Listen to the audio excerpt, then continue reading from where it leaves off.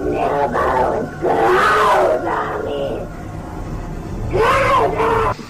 Drecksau, sie Verfluchte! Der das ganze Deutschland verführt, oder? Ja, der ist ja noch drin. Oke guys, gue di sini akan memberikan apapun yang ada di otak gue ya. Gue yakin pembahasan kali ini sudah banyak dibahas di channel lain dan gue tidak peduli. Kalau lu sudah nonton pembahasan gue sebelumnya di video yang berjudul Dukun, di situ gue menyinggung tentang exorcism atau pengusiran arwah. Ya, kalau kita bicara tentang pengusiran arwah yang pernah terjadi, gue nggak bisa bahas jauh-jauh dari kasus yang menurut gue paling tragis yang pernah terjadi kepada Anneliese Michel. Ya. Kali ini gue pengen membahas kejadian yang terjadi terhadap Anneliese ini dan gue akan coba bahas dari sudut mistis dan medis. Sebelum kita masuk ke kejadian kelam dari Anneliese Michel, mari kita berkenalan dulu lebih dekat dengan dia. Lahir dengan nama Anna Elisabeth Michel pada tanggal 21 September 1952 di Leipzig, Bavaria, Jerman Barat dari keluarga Katolik Roma. Michel dibesarkan bersama 3 saudara perempuan oleh kedua orang tuanya, Joseph dan Anne. Anneliese Michel, seorang gadis muda yang bisa dibilang cantik pada masanya, yang sedang mengejar karirnya sebagai pengajar ahli di bidang pendidikan dasar. Ia lahir di sebuah desa kecil di Klingenberg am Main, Jerman. Ayahnya membuka jasa pengrajin kayu dan mendidik si cantik Anneliese untuk menjadi seorang Katolik yang taat.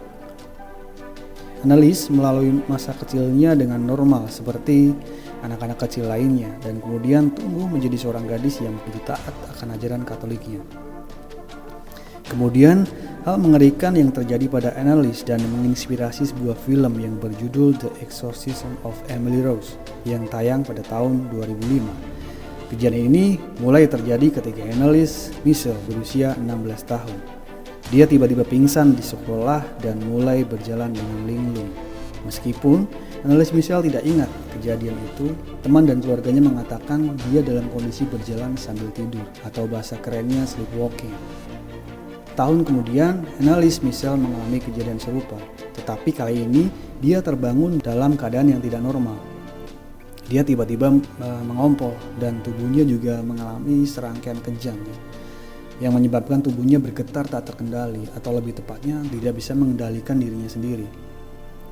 Setelah kejadian itu, Anneliese Michel mengunjungi Dr. Ali Sharaf yang mendiagnosisnya dengan epilepsi lobus temporal.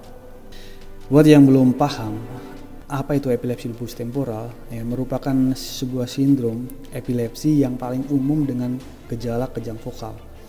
Kejang ini sering dikaitkan dengan gejala mual dan emosi, déjà vu, mengalami ketakutan, kehilangan ingatan, dan parahnya lagi, mereka yang mengidap penyakit ini juga mengalami halusinasi visual dan pendengaran. Epilepsi ini biasanya muncul pertama kali pada masa kanak-kanak atau remaja. Ya, sangat cocok dengan apa yang terjadi kepada Michel saat itu. Selain itu, epilepsi lobus temporal juga dapat menyebabkan sindrom Geschwind atau sindrom ini biasanya terjadi pada pengidap epilepsi lobus. Kelainan yang ditandai dengan hiperreligiositas atau hal-hal yang berkaitan dengan agama yang semakin menguat atau sebaliknya. Setelah didiagnosis, Anneliese Michel mulai minum obat untuk epilepsi tersebut. Namun sayangnya, obat-obatan yang dia minum tidak membuahkan hasil yang baik dan makin bertambah buruk.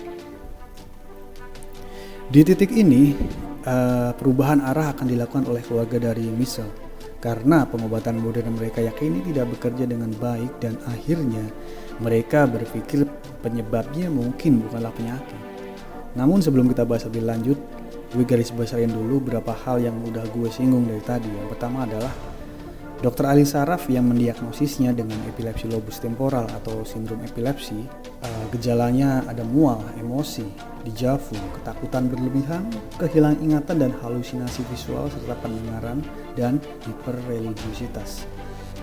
Diagnosis ini dilakukan oleh para dokter sebelum Michel menjadi lebih parah. Bisa dibayangkan apa yang akan terjadi jika penyakit ini tidak ditangani oleh ahlinya. Dan dari menit ini kita akan membahas banyak hal yang berbau mistis terlebih dahulu.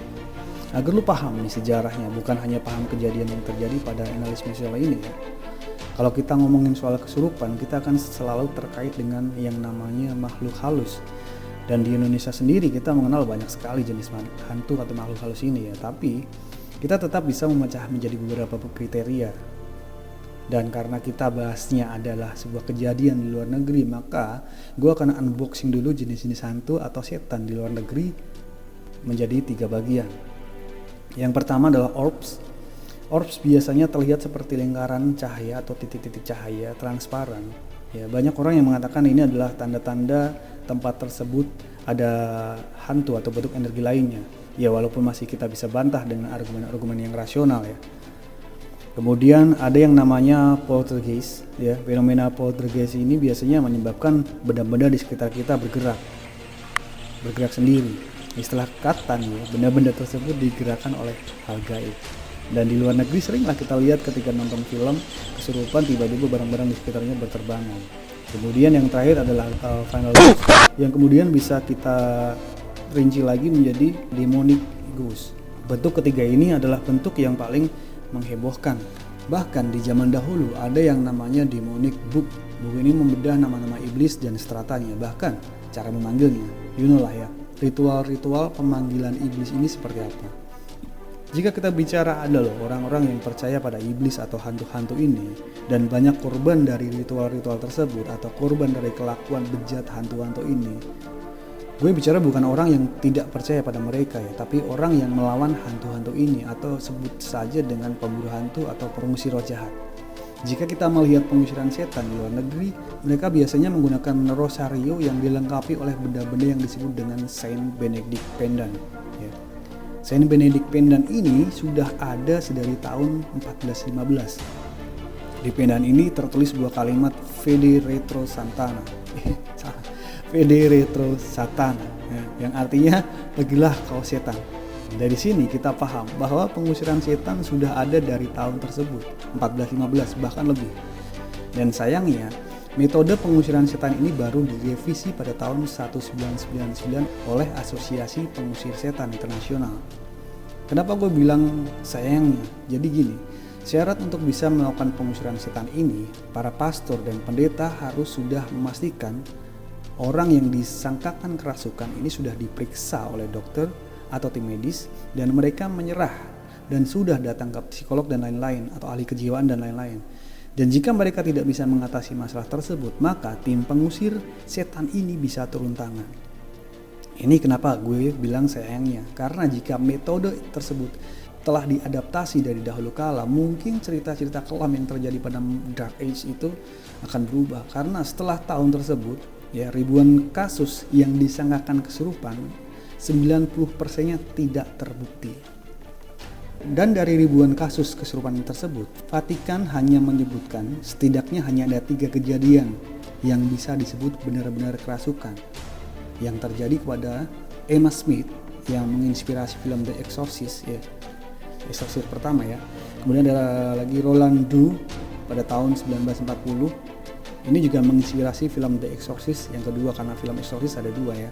Dan yang terakhir adalah Anneliese Michel yang menginspirasi sebuah film judulnya The Exorcist of Emily Rose tahun 2005. Dan dia mengalami 67 kali pengusiran arwah. Hal ini terjadi setelah keluarga Anneliese menyerah dengan pengobatan medis ya, yang bertahun-tahun telah mereka jalani dan menyadari bahwa obat-obatan yang sama sekali tidak menolong dirinya. Gangguan-gangguan tersebut diyakini sebagai fenomena kerasukan. Ia merasa ada iblis di dalam dirinya yang semakin hari semakin kuat dan menghantui dirinya. Untuk itu, keluarga Michel meminta gereja untuk melakukan pengusiran hantu dari dalam tubuhnya Anneliese atau eksorsisme. Tapi bukannya menolong, gereja malah menolaknya dan menyuruh gadis yang sudah terkenal akan keimanan Katoliknya ini untuk lebih beriman lagi. Entah mengapa gereja menganggapnya masih kurang beriman. Bahkan nih kata orang-orang di lingkungannya bahwa Anneliese ini adalah seorang biarawati yang tidak hidup di dalam biara, artinya dia agamanya sangat kuat sekali. Dan gangguan yang menurut dokter adalah penyakit biasa tersebut semakin bertambah parah. Dia mulai melukai tubuhnya sendiri, menggigit keluarganya sendiri, memakan lalat, batu bara, laba-laba, dan bahkan menggigit kepala burung yang sudah mati. Ia juga mulai sering menyobek pakaiannya sendiri dan menggonggong seperti lakinya anjing.